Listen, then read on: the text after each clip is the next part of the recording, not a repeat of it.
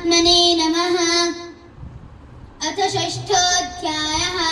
श्रीभगवानुवाच अनाश्रितः कर्मफलं कार्यं कर्म करोति यः स सन्न्यासी च योगी च न निरग्नर्न चाक्रियः।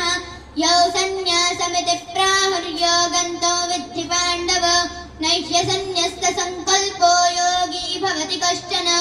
आरक्षोन्मुनेर्योगं कर्म कारणमुच्यते योगारूढस्य तस्यैव शमः कारणमुच्यते। यदा हिनेन्द्रियार्थेषु न कर्मस्वनुषज्जते सर्वसङ्कल्पसन्न्यासी योगारूढस्तदोच्यते। उद्धरेदात्मना